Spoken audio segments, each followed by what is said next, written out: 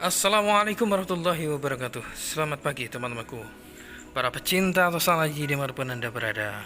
Kembali lagi bersama saya, Andrian Hunter Pusaka, berbudaya dengan keris, bukan dengan linggis. Teman-teman sekalian, di pagi yang cerah ini saya akan membabar salah satu pusaka, di mana pusaka ini yang saya dapatkan dari Jember kemarin ya.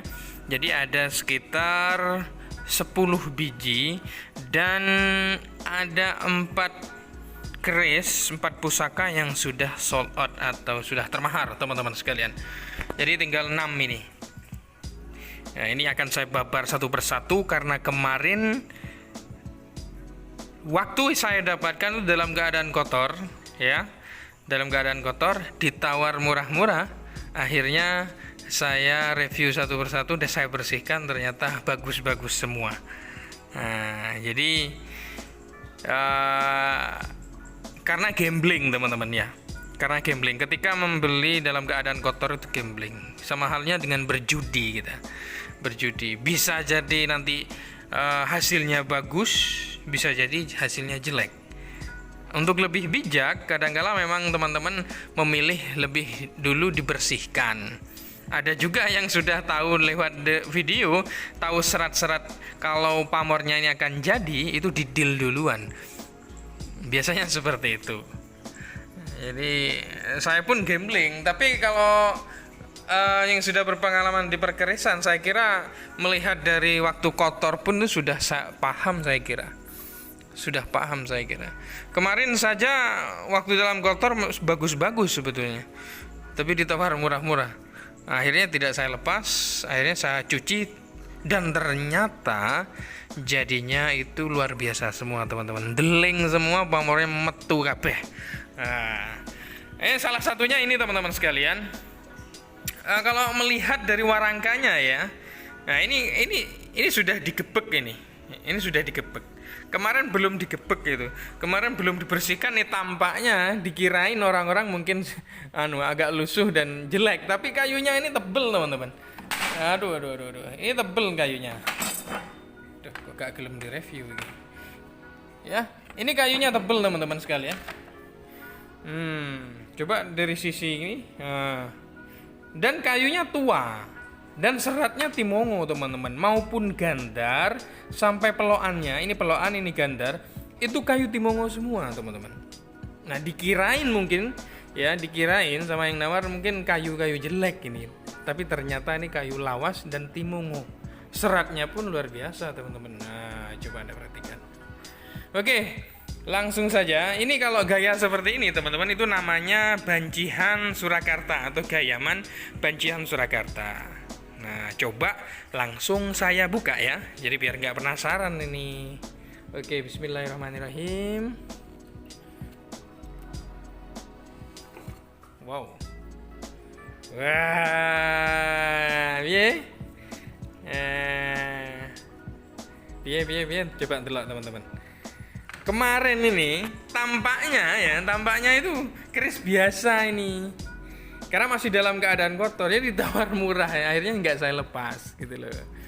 Coba Anda perhatikan pada bagian pamornya itu menutupi seluruh bagian wilah teman-teman.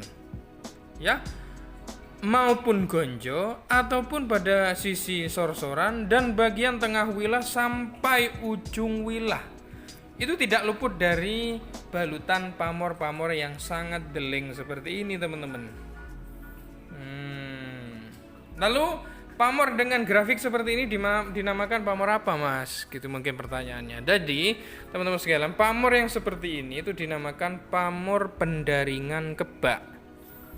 Pamor pendaringan kebak. Lalu dapur atau rancang bangunnya adalah dapur brojol teman-teman sekalian. Jadi gandek polos, ada pijetan di sini dan tidak ada ricikan lainnya.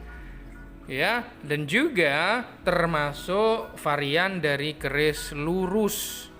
Jadi namanya dapur brojol teman-teman sekalian. Lalu ketika melihat rancang bangun dan tekstur besi dan pada cak pamor atau style pamornya, serta kecenderungan kepada tangguh mana kira-kira ini. Kalau saya melihatnya teman-teman, jadi Gandek ini yang terlampau maju ke depan, dan sisi pada bagian wilah yang cenderung lebar, dan pamor yang deling itu masuknya pada era Galuh atau Segaluh teman-teman sekalian. Jadi sekitar abad ke-14. Kalau kita konversikan dari tahun-tahun, maka secara Masehi itu 600 tahun yang lalu, ya, kerajaan Sunda itu Segaluh. Jadi sedikit cerita tentang kerajaan Segaluh itu, kerajaan yang prosesnya dari Tarumanegara teman-teman sekalian, yang berada di daerah Citarum, ya, antara Sungai Citarum sampai ke daerah kalau tidak salah daerah Jawa Tengah teman-teman sekalian, yang mayoritas agamanya itu ada 3, yaitu Buddha, Hindu, dan Sunda Wiwitan. Itu orang-orang pada zaman Segaluh dulu. Dan ciri khas pada keris-kerisnya itu sangat bagus sekali secara kualitas teman-teman sekalian. Jadi Gandek yang cenderung ke depan seperti ini, dan tampilannya itu beda dengan keris-keris lainnya.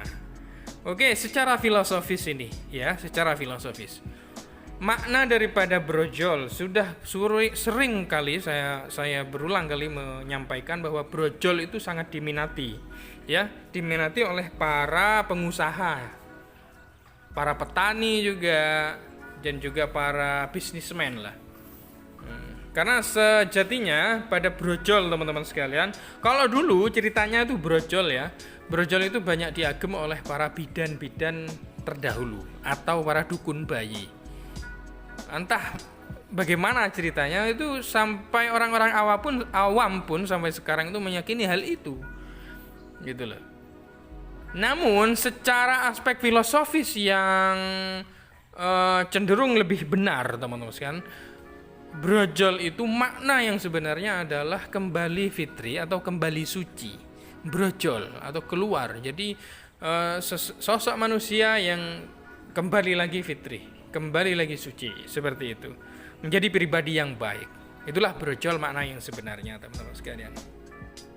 Lalu pendaringan kebak. Pendaringan kebak merupakan kata harfiah dari pendaringan itu tempat beras, ya. Kalau dulu itu tempat beras atau wadah daripada beras. Kebak itu dalam bahasa Jawa itu full atau bek atau penuh, ya. Jadi pendaringan kebak yang penuh atau tempat beras yang penuh.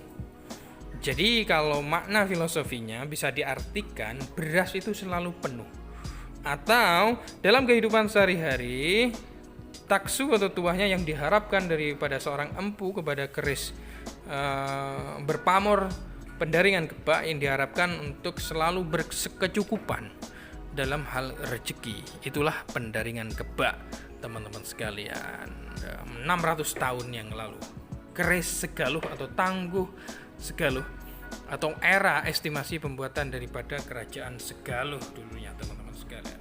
Pamornya sangat deling sekali, dan panjangnya, dimensinya coba akan saya ini ya, biar jelas ya. Panjangnya sekitar 36 cm teman-teman.